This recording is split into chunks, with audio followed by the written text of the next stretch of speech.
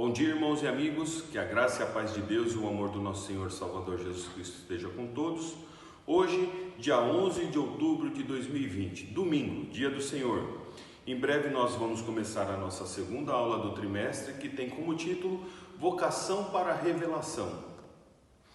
Nosso irmão Rogério, ele tem se dedicado a trazer as aulas online. Eu quero agradecer ao nosso irmão, também a irmã Ana, que sempre o auxilia, que ela tem cumprido o papel que Deus a deixou, de ajudadora do seu marido.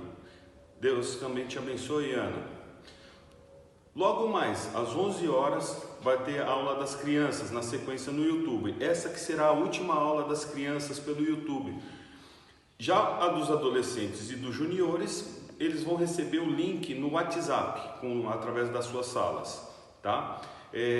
Será a última aula das crianças, porque no dia 18 as crianças voltam para a igreja, que já vai ter o culto presencial pela manhã, tá? No dia 18 já está esgotado a presença, né? A lista já está completa, mas o irmão que quiser visitar, o amigo que quiser nos visitar, pode dar um nome na listagem do domingo seguinte. Nesta semana nós não tivemos aniversariantes, então não tem a quem aniversariar, a parabenizar nesse dia, porém no dia 12, amanhã, dia das crianças, que as crianças sejam abençoadas, que elas possam continuar crescendo em graça, sabedoria e estatura perante Deus e os homens. Vamos à nossa oração, para começar o domingo com alegria, com um sentimento de gratidão ao nosso Deus. Senhor nosso Deus, grandioso Pai amado, gratos nós somos por mais esse domingo que o Senhor nos concede na sua presença, ó Pai. Obrigado porque o Senhor tem cuidado do povo de Vila Esther e do seu povo espalhado na face da terra. Quero te agradecer porque está chegando ao fim essa quarentena com relação ao isolamento social da nossa igreja, ó Pai. Estamos entrando na fase verde, decretada pelo nosso governador, que nós possamos, ó Pai, saber como conduzir essa nova situação, que o Senhor continue nos guardando, nossa confiança está em Ti, ó Pai. Eu quero Te agradecer porque nós temos visto que nesse período que tivemos, ó Pai, houve dedicação por parte dos Teus servos em continuar levando a Sua palavra. Que o Senhor abençoe todos os professores. Que o Senhor, nesse momento que nós vamos ter a aula, Pai, que o Senhor abra o entendimento dos alunos, de todo aquele que for ver os vídeos que estão no canal da IBAB, Pai. Que possa produzir frutos que Te glorifiquem. Abençoa o nosso pastor, nossa irmã Estel, Pai, que tem orado, eu sei que tem orado por nossa igreja, por esse retorno. Que o Senhor atenda as nossas orações conforme a Sua vontade e o Seu querer. Agradecemos, não porque merecemos, ó Pai, mas pela Sua infinita misericórdia e bondade. Em nome do Seu Filho amado Jesus é que eu faço essa oração. Amém. Boa aula.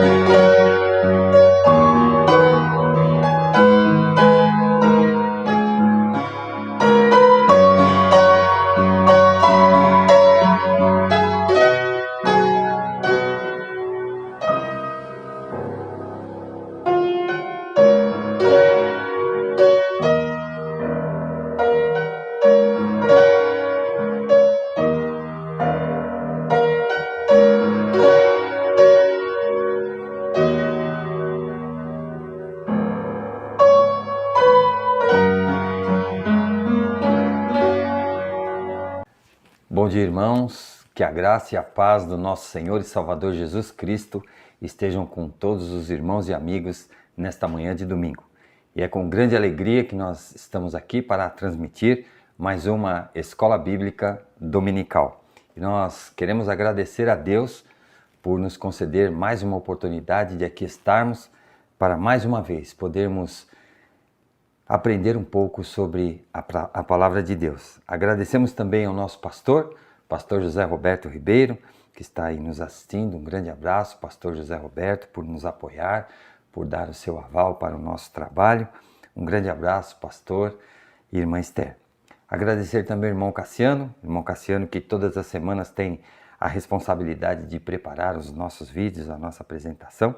Um grande abraço, nosso irmão Cassiano, irmã Júlia, a irmã Pamela e também ao pequeno Léo. Agradeço também a Ana que prepara as nossas apresentações, as nossas telas, todo o nosso layout aqui do nosso estudo. Então, nosso muito obrigado a Ana que vai dar o seu bom dia.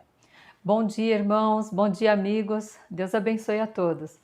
Queremos agradecer também ao irmão Abdias, que é o nosso diretor da Escola Bíblica Dominical, irmão Abdias que já se prontificou no dia 18 de outubro. Ele vai dar a nossa primeira aula no retorno do nosso culto, da nossa escola presencial.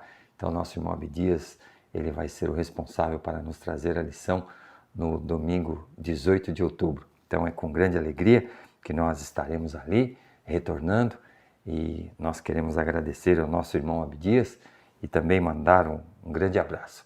Agradecemos também a irmã Aline, que brilhantemente ela nos abre a nossa escola bíblica dominical com a apresentação do seu piano, um piano extraordinário. Que Deus abençoe a irmã Aline e continue abençoando nesse ministério da música, ministério que é tão importante para a palavra de Deus, para o trabalho de Deus, que é o ministério da música. Um grande abraço, irmã Aline, irmã Jansen, que Deus os abençoe.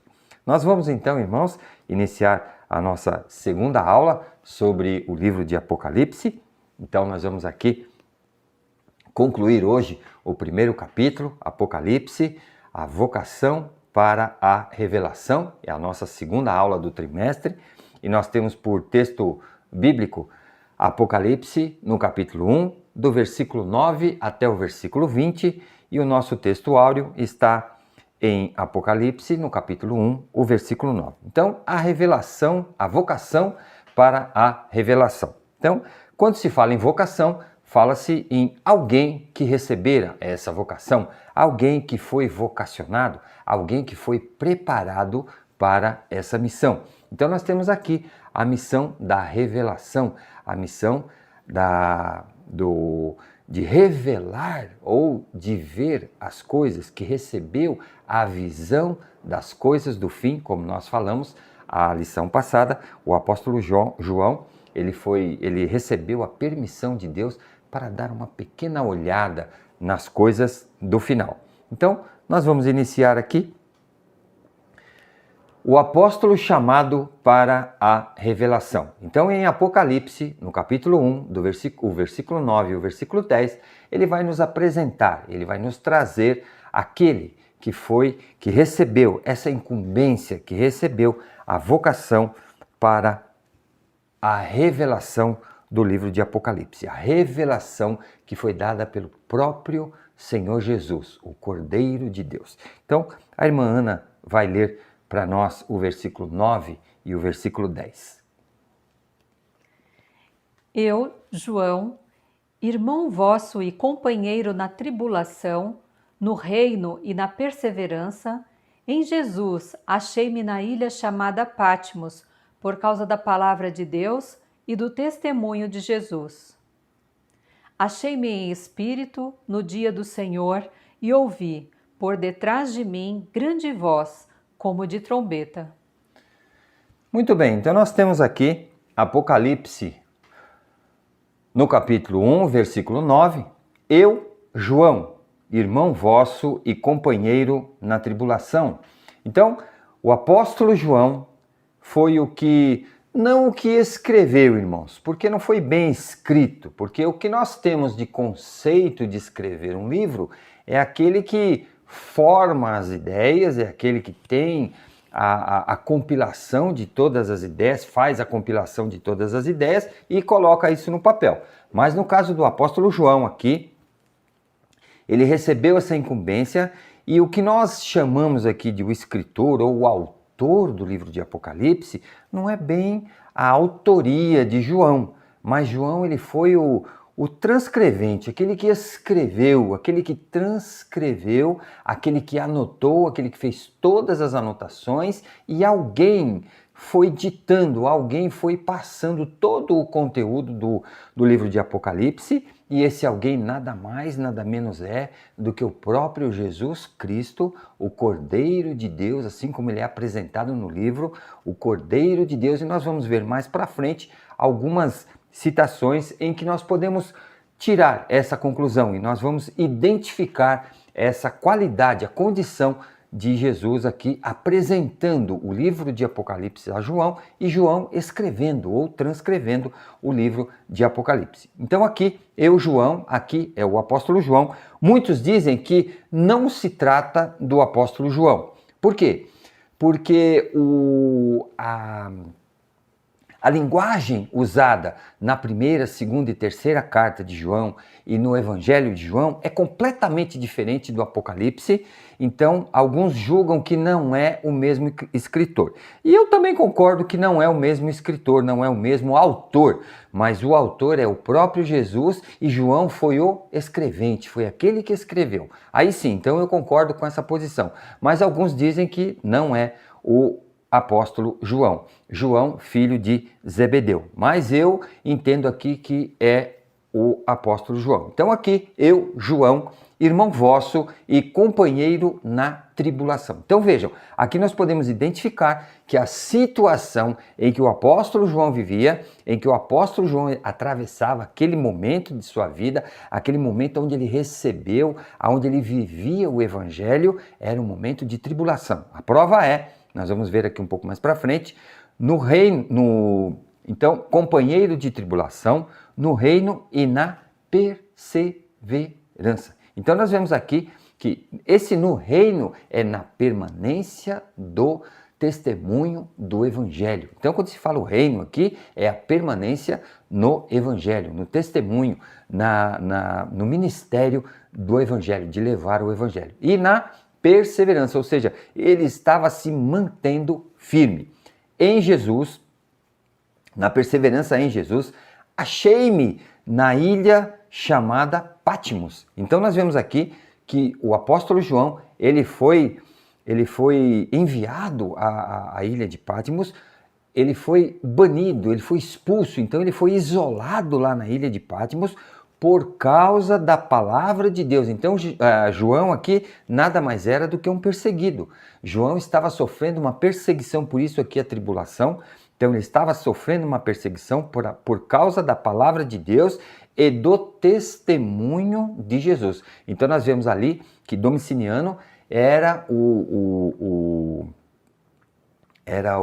governador, ele era o rei de Roma ali, o imperador de Roma, e ele então, ele patrocinava ali, ele era o responsável por toda essa situação de perseguição à igreja de Jesus e todos os fiéis, todos os cristãos que assim então se intitulavam e se mantinham no caminho do reino ou na perseverança do evangelho. Então foi o que aconteceu. João foi exilado naquela ilha, João estava na condição de exilado e ali então ele estava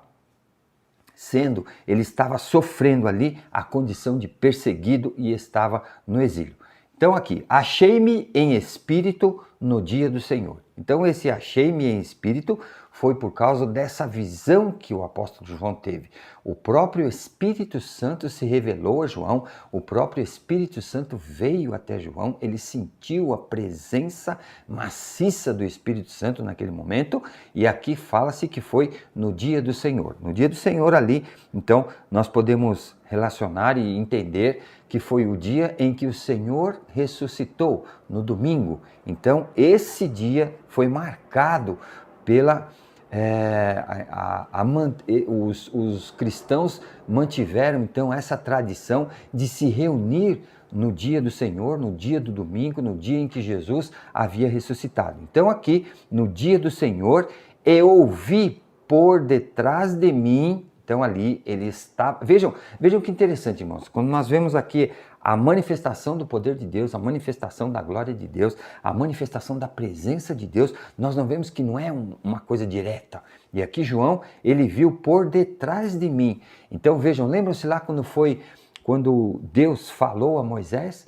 Moisés falou, coloca-se na fenda da rocha que eu vou passar por trás de você. Então, esse cuidado do Senhor, esse cuidado de Deus com a sua presença é para que não consumisse o apóstolo João.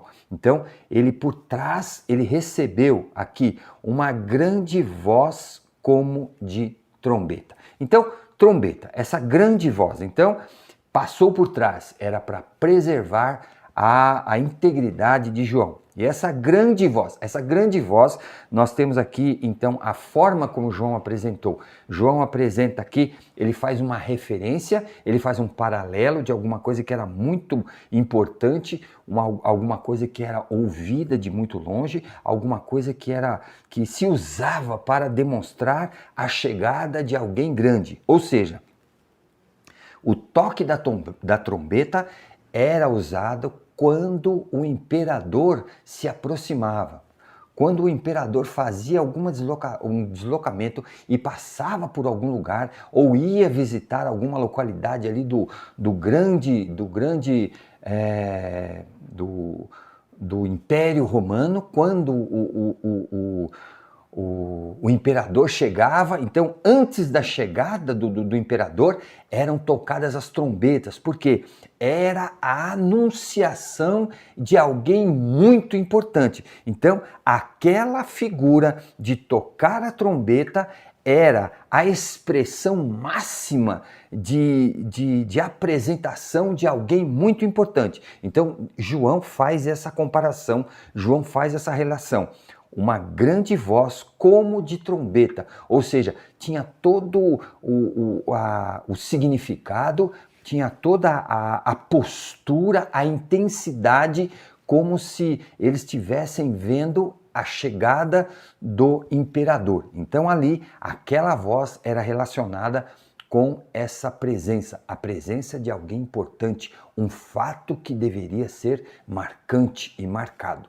Então, essa é a figura que o livro de Apocalipse, aí no versículo 10, nos traz a respeito da voz, a voz de Deus que falou a João todas as orientações que ele iria, então, escrever no livro que nós teríamos, então, aqui, o livro de Apocalipse. Os destinatários da revelação. Então, nós vemos que em Apocalipse, no capítulo 1, versículo 11, nos traz aqui os destinatários. Então, essa parte do livro de Apocalipse, ela é enviada, ela é direcionada, ela é focada às 7 igrejas. Nós vamos ver aqui o texto então. Então, essa parte do livro de Apocalipse é como se fosse uma carta. Então, uma carta enviada às igrejas. E nós vamos ver aqui, então, que o texto, através do texto, nós vamos ter essa ideia. E a Ana vai ler para a gente, então, Apocalipse, capítulo 1, versículo 11. Dizendo, o que vês escreve em livro e manda às 7 igrejas, Éfeso, Esmirna, Pérgamo, Tiatira, Sardes, Filadélfia e Laodiceia. Muito bem, então nós vemos aqui.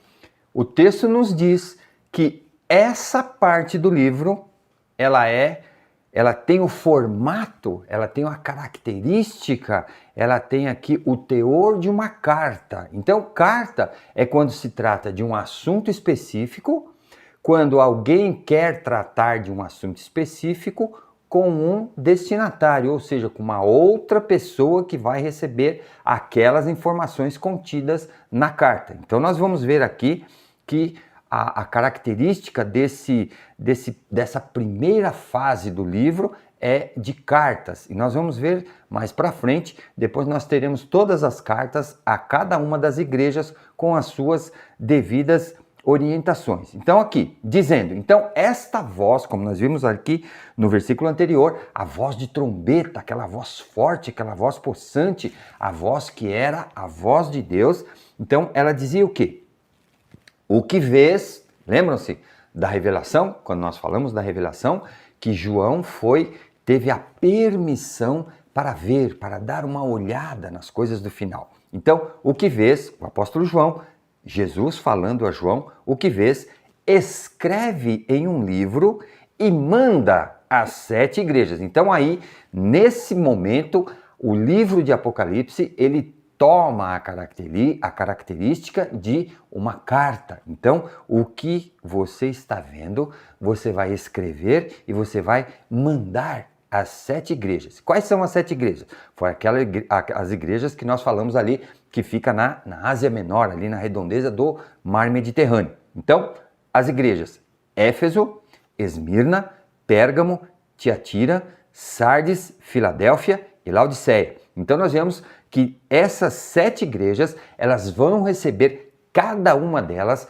orientações específicas em direção ao momento que elas viviam e as características que elas apresentavam no momento que João recebe a orientação de Jesus para que mandasse aquela carta específica a cada uma dessas igrejas. Então, nós vamos ver essa característica primeira do livro de Apocalipse, que é o quê? O teor de carta, o teor de informação, o teor que tem aqui, então, de uma carta pessoal a cada uma das 7 igrejas que estão na Ásia Menor. O próximo ponto, então, que Apocalipse nos traz, o autor da revelação. Então aqui em Apocalipse, no capítulo 1, versículo 12 até o versículo 16, nós vamos ver aqui o autor da revelação, ou seja, aquele que fez as revelações para o apóstolo João. Então, nós vamos ver o texto que a Ana vai começar a ler aqui, no versículo 12 até o versículo 16. Voltei-me para ver quem falava comigo e, voltando, vi 7 candeeiros de ouro. E no meio dos candeeiros, um semelhante a filho de homem, com vestes talares e cingido, à altura do peito, com uma cinta de ouro. A sua cabeça e cabelos eram brancos como alva lã, como neve, os olhos como chama de fogo. Os pés semelhantes ao bronze polido, como que refinado numa fornalha, e a sua voz como voz de muitas águas. Tinha na mão direita 7 estrelas, e da boca saía-lhe uma afiada espada de 2 gumes. O seu rosto brilhava como o sol na sua força. Apocalipse 1, versículo 12. Voltei-me para ver quem falava comigo, e voltando, vi 7 candeeiros de ouro. Então aqui, o apóstolo João, ele virou-se. Lembra-se lá no versículo passado, no versículo anterior, que nós vimos que a voz de trombeta, a voz com potência, com grandiosidade, chamou por trás. E aqui ele voltou, ele virou. Voltei-me para ver quem falava comigo. E aqui ele não viu, mas ele simplesmente ouviu. E voltando, vi 7 candeeiros de ouro. Então ele viu, ele começou a ver imagens. Então aqui o que o apóstolo João viu foi algumas imagens com alguns significados. Primeiro, voltando, vi 7 candeeiros de ouro. Então nós vamos ver mais para frente que esses candeeiros os candeeiros de ouro eram as igrejas. Candeeiros, os irmãos sabem o que é candeeiro? Candeeiro hoje para nós fica um negócio meio vago, porque nós não usamos. Candeeiro nada mais é do que o candelabro, aquilo que coloca a vela. Naquela época, candeeiro era o que iluminava, era aquilo que dava a direção, é aquilo que fazia com que o caminho fosse visto, é aquilo que clareava a sala, era aquilo que clareava o ambiente. Então, é aquilo que fazia com que pudesse se identificar o que havia na sala, o que havia na casa. Então, o candeeiro era para que se tirasse a escuridão. Então, nada mais era naquela época que a nossa luz elétrica, a nossa luz, hoje a luz de LED, né? Bem resplandecente, bem clara, bem branca. Então, o candeeiro tinha essa função. Candeeiro de ouro. O ouro significava aqui a pureza. Então, nós vamos ver aqui, então, João vê essas figuras, esses elementos, e esses elementos vão tomando aqui, vão tendo aqui alguns significados. Com o desenrolar do texto nós vamos identificando. Versículo 13. E no meio dos candeeiros, um semelhante ao Filho do Homem. Se lembram dessa expressão? Então, essa expressão aqui é muito familiar a nós. Da onde que os irmãos se lembram dessa expressão? Do livro de Daniel. Lembram-se de Daniel? Quando eles estavam lá na fornalha, dentro da fornalha, então o rei olhou e viu o quê? Um que tinha a forma, que tinha o formato, que parecia o Filho do Homem. Então, como se fosse quem? Jesus, exatamente. Então, aqui, o Filho do Homem é o próprio Jesus, a encarnação de Jesus. Então, aqui, Jesus aparece aqui, semelhante ao Filho do Homem, com vestes talares e cingido à altura do peito, ou seja, com toda a segurança, com a segurança do que ele vem fazer, com essas vestes talares, são aquelas vestes que ele podia estar diante do Pai. Cingido à altura do peito, com uma cinta de ouro. Então, o que dava a pureza, a segurança e a condição plena de Jesus. Por que condição plena? Porque Jesus não passaria por mais nenhuma transformação. Jesus passou por uma transformação, vindo aqui na terra, ele se transformou em homem, ele veio na figura de homem, ele veio na condição de servo, mas agora não. Agora Jesus está na sua condição única, na sua condição que não será mais modificada. Então, nessa condição final, a condição que é a própria condição de Jesus. E no versículo 14. A sua cabelos eram brancos como a alva lã. Brancos aqui significa a pureza.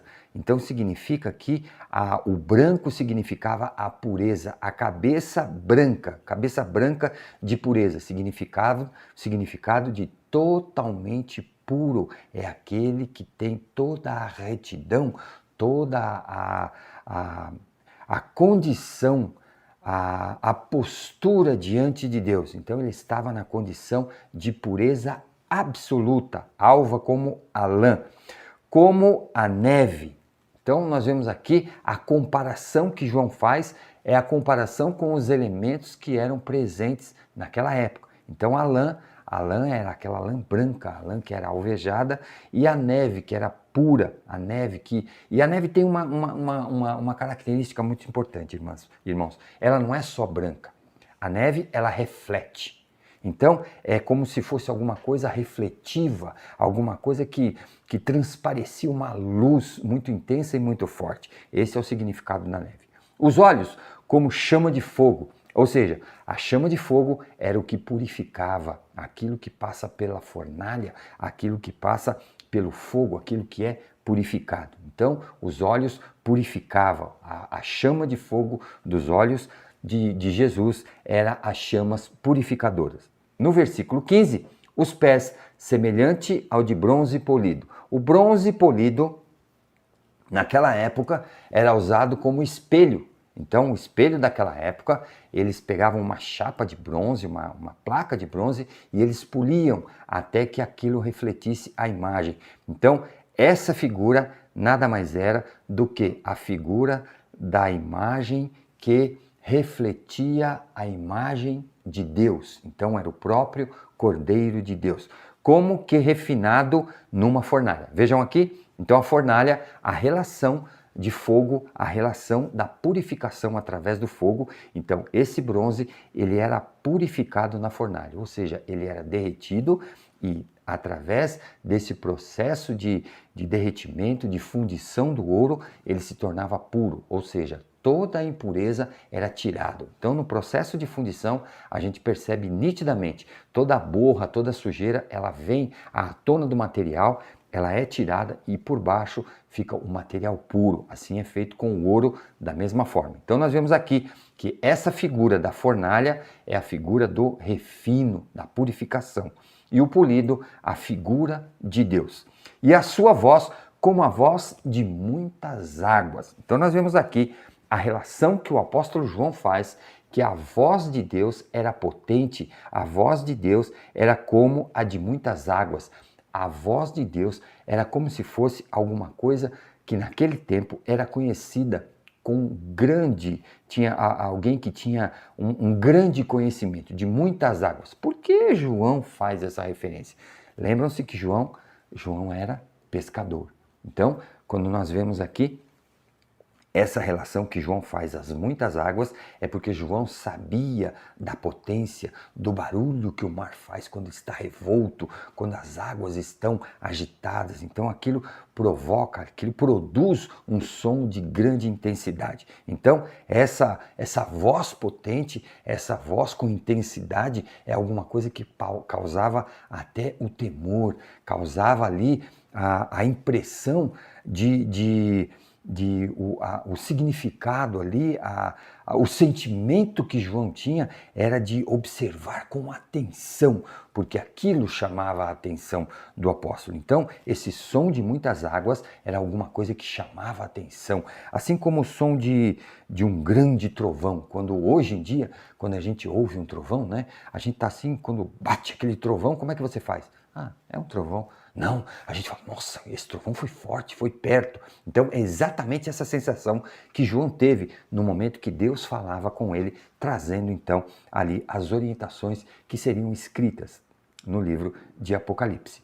Tinha na mão direita 7 estrelas e da boca saía-lhe uma afiada espada de 2 gumes. Então, da boca saía uma espada de 2 gumes. O que é a espada de 2 gumes? Lembram-se lá daquele texto que nós temos que a palavra de Deus é como uma espada cortante de 2 gumes, que ela tem a condição de penetrar no mais profundo e dividir ossos, dividir a alma dos ossos, dividir as nossas entranhas. Então, essa é a potência, ou seja, a penetração da palavra de Deus. Então, nós vemos aqui que da boca saía-lhe uma afiada espada de 2 gumes, nada mais é que a palavra de Deus. E aqui, na mão direita, 7 estrelas. Nós vamos ver mais para frente o que são essas 7 estrelas. E o seu rosto brilhava como o sol na sua força, ou seja, o sol do meio-dia, né? Se vocês quiserem saber o que é o sol do meio-dia, vocês tiveram essa semana aqui, na quarta-feira, semana passada, então, nós vemos lá que na terça-feira. Na terça-feira estava um sol estridente, um sol que estava queimando. E ao meio-dia, o sol a pino, você não conseguia andar. A sensação que nós tínhamos na rua era de 42 graus, irmãos. Então a sensação térmica era tão quente. Por quê? Por causa do brilho do sol na sua maior intensidade. E é exatamente essa figura que o apóstolo João usa para identificar o brilho do rosto de Deus. E esse brilho do sol, o que os irmãos fazem? Os irmãos conseguem olhar? Tente olhar. Tente olhar para o sol diretamente, você vai queimar a retina, você vai ofuscar o seu olho, você vai causar queimaduras. Então é exatamente isso. Era difícil de encarar, de olhar diretamente. O seu rosto brilhava como a luz do sol na sua força. Então esse é o aspecto, essa é toda a figura que o apóstolo João usou para identificar a presença de Jesus, falando a ele para que ele transcrevesse num livro todas as orientações que seriam dadas dadas através do próprio Jesus, o Filho de Deus, que traria a revelação ao apóstolo João. O próximo ponto que Apocalipse nos apresenta é a reverência diante do revelador. Apocalipse 1:17. Todo mundo gosta, todo mundo tem uma curiosidade, todo mundo quer estudar o Apocalipse, todo mundo quer entender o Apocalipse. Muitos fazem estudos e mais estudos a respeito do Apocalipse, mas alguns detalhes do livro de Apocalipse devemos ter um cuidado maior. Devemos ter, e são cuidados, irmãos, que o livro de Apocalipse apresenta muito claramente. E aqui nós vemos a reverência diante do revelador. Reverência. Palavrinha indigesta essa hoje, né? Falou de reverência, todo mundo torce o nariz. Diante do revelador. Quem é o revelador? Nós acabamos de ver. O próprio Jesus.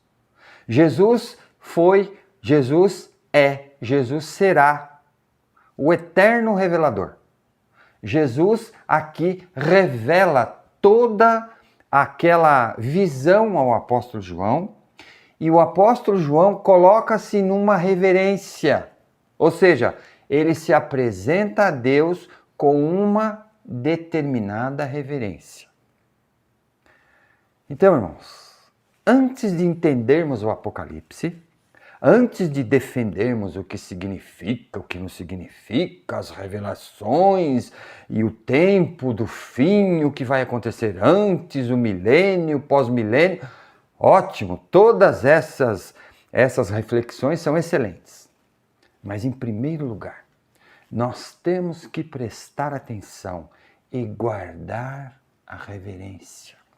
Estamos diante de Deus. Temos que guardar reverência. Porque o nosso Deus, irmãos, o nosso Deus, prestem muita atenção no que eu vou dizer, o nosso Deus é um Deus sério. É um Deus que exige seriedade. É um Deus que exige santidade. É um Deus que exige uma vida diferenciada. E isso nós temos que entender. Isso nós temos que aceitar. Isso nós temos que identificar na palavra de Deus. E aqui a reverência de João, do apóstolo João, diante de Deus. Ele não chegou de qualquer jeito, ele não foi falando de qualquer jeito. Nós vamos ver aqui como que o apóstolo João se pôs, se prestou, se apresentou diante de Deus. E a Ana vai ler para a gente Apocalipse 1, versículo 17. Quando o vi, caí a seus pés como morto. Porém ele pôs sobre mim a mão direita, dizendo: Não temas, eu sou o primeiro e o último. Perceberam, irmãos? Quando o vi, saltei de alegria, que beleza, fui lá e dei um abraço nele, saí correndo, fiz banda, fiz tal. Não. Quando vi, caí a seus pés. A única posição diante do Cordeiro de Deus, quando nós nos identificamos com Jesus, quando nós vemos Jesus, quando nós estamos diante de Jesus, a nossa única posição é prostrar-se, de rosto em terra. Nós temos que manter uma reverência, irmãos. Isso é fundamental, isso é prioridade, isso é básico, isso é o mínimo. E nós não temos visto isso nos dias de hoje. O nosso Deus está sendo tratado de qualquer jeito. O nosso Deus está sendo considerado de qualquer forma. O cara lá de cima, chegando lá eu bato um papo com... Que isso? Irmãos, o nosso Deus é um Deus sério. Quando vi, e quem era que estava vendo aqui? Eu não chego nem aos pés de João. Não chego nem perto da sombra de João. João era o apóstolo amado. João foi aquele apóstolo que se deitou ao colo de Jesus. João foi aquele próximo, o apóstolo do amor, aquele que estava próximo de Jesus, aquele que era chamado para orar com Jesus. Quando ouvi, caí a seus pés. Vejam a postura de João. Vejam a condição de cuidado com a presença de Deus. Caía a seus pés. Os irmãos se lembram daquela mulher que lavou os pés de Jesus e enxugou com os cabelos? Irmãos, isso é reverência. Isso é prostrado, é adorar, prostrado. E nós estamos adorando, ou, entre aspas, tentando adorar de qualquer jeito. Nós devemos orar, nós devemos buscar, nós devemos adorar em espírito e em verdade. Em espírito e em verdade, é isso que está dizendo aqui. Nós temos que nos prostrar, nós temos que ter respeito com o nosso Deus. Quando o vi, caí aos seus pés, como morto. A presença de Jesus ao apóstolo João causou-lhe o desfalecimento. João se desfaleceu ao ver a glória de Jesus. Porém, Jesus, com todo o seu cuidado, com todo o seu amor, com todo o seu tato, colocou a mão sobre João. Eu creio que, meu ponto de vista, irmãos, eu creio que João foi ressuscitado naquele momento. Porque o que aconteceu com João foi morrer mesmo. Diante da visão que ele teve. O susto foi tão grande que ele podia dizer claramente, morreu de susto. Essa é o que identifica a sensação que João sentiu naquele momento. Ele morreu de susto. Porém, ele pôs sobre mim a mão direita, dizendo, não temas. E aqui era Jesus que estava falando. Jesus olhou João por dentro. Não temas, João. João estava coberto do temor. João estava apavorado. João estava morrendo de medo, ou morto de medo. Não temas, João. Eu sou o primeiro e o último. Sabe o que Jesus estava falando para João aqui? João, eu sou aquele que você deitou no colo. Eu sou aquele que perguntou, Senhor, quem será o primeiro, quem será o último? Senhor, qual é o caminho? Jesus estava falando, eu sou o Senhor Jesus. Eu sou o primeiro e o último. Eu sou aquele que veio como servo e também vou voltar com grande glória. É isso que Jesus falou a João. E naquele exato momento, João foi tocado pela graça de Jesus, pela graça de Deus. E eu creio que João foi ressuscitado naquele momento para receber toda a orientação, toda a revelação que o próprio Jesus Cristo, o Cordeiro de Deus, traria ao apóstolo João. A identificação dele. Apocalipse, capítulo 1, versículo 18 até o versículo 20. A identificação dele. Dele quem? A identificação de Cristo. A identificação do Cordeiro.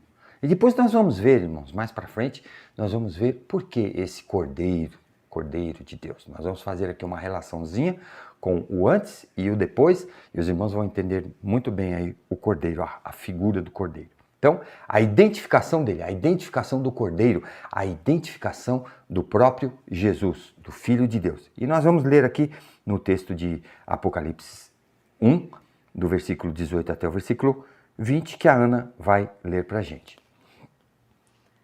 Eu sou o primeiro e o último e aquele que vive.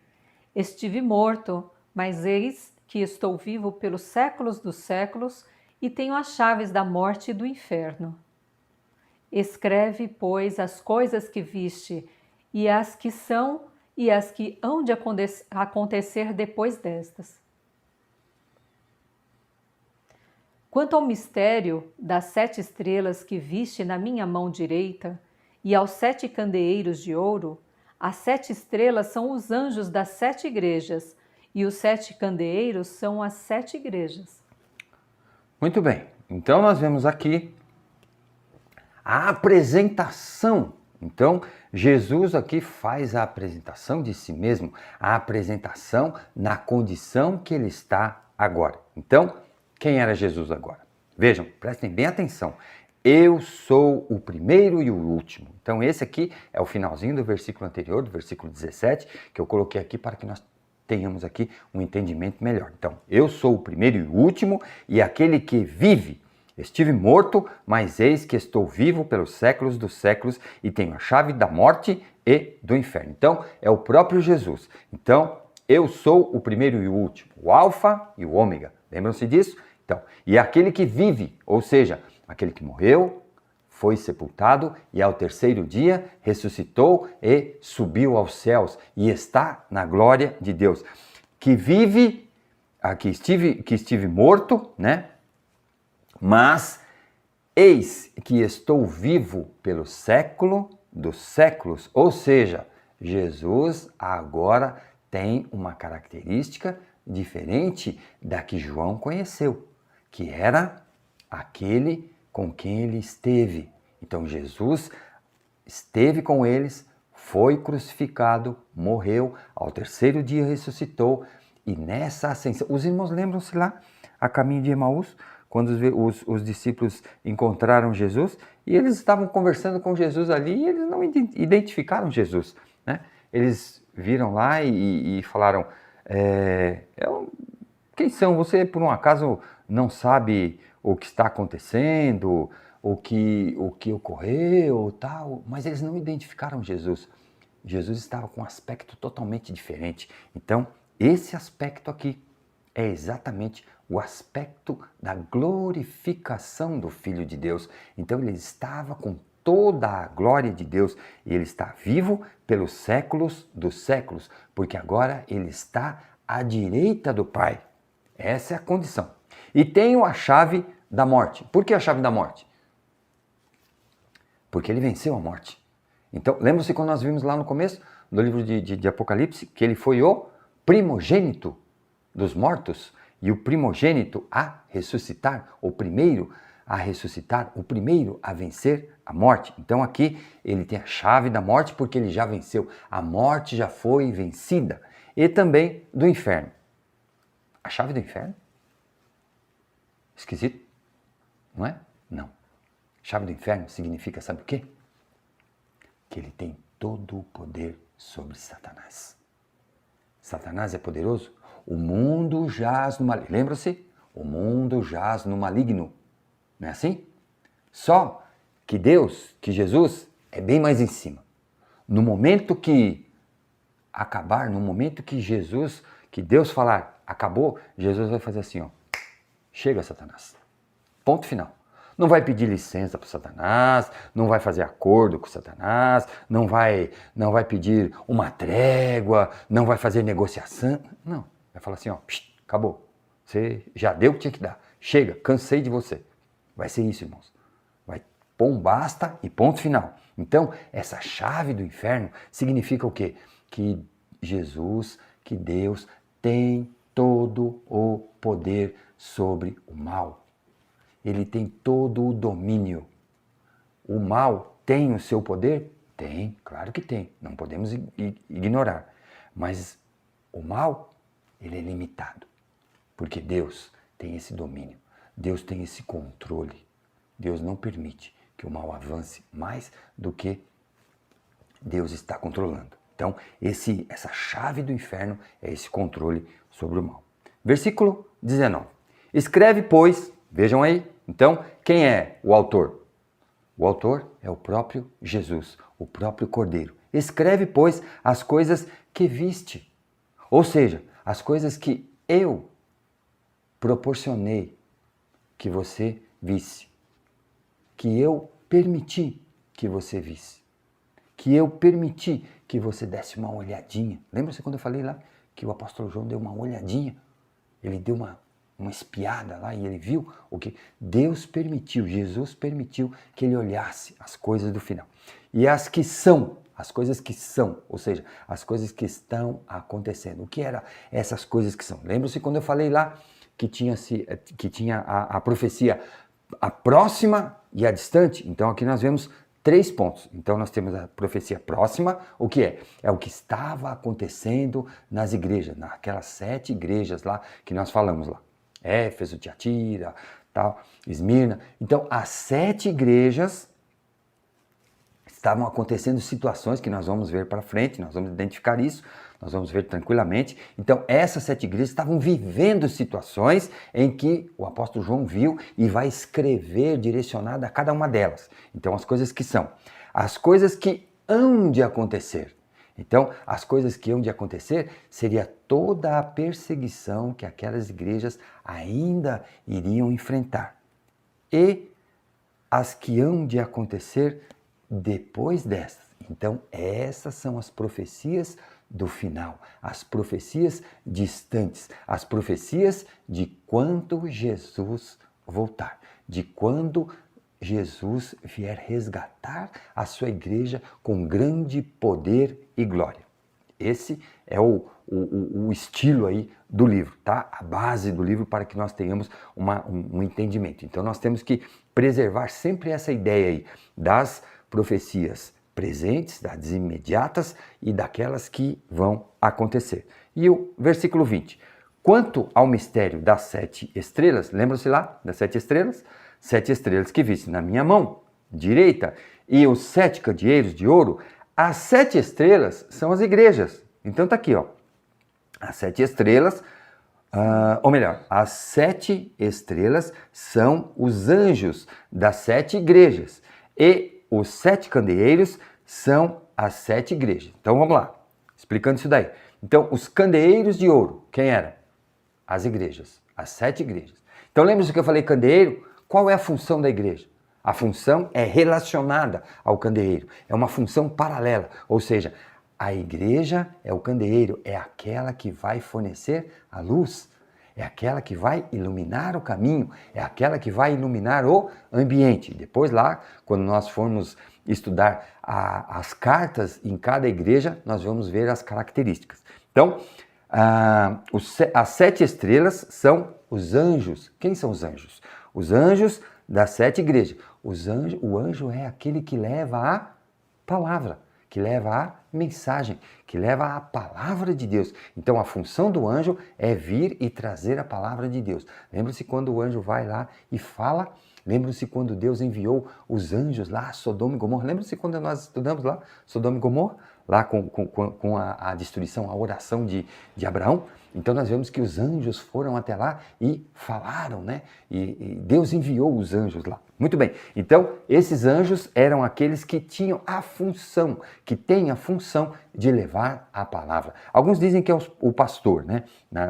Nas igrejas aqui. Mas naquela época não era bem o pastor que exercia essa função, mas era aquele que era comissionado a levar a palavra de Deus. Muitas vezes nós vemos até o apóstolo Paulo nessa função aí de pastor, de levar a palavra através de suas cartas ou através das suas viagens missionárias. Então, só para que os irmãos tenham esse entendimento aí. Então, os candeeiros aqui, os candeeiros de ouro, são as 7 igrejas. E as estrelas são os anjos dessas 7 igrejas que tinham a incumbência de falar, de levar a mensagem. Então, aqui eu acho que ficou bem explicadinho, o texto nos esclarece muito bem. Então essas são as funções e o significado desses elementos que João usou para identificar aquela situação em que Jesus estava passando para ele as informações que seriam dadas às igrejas que foram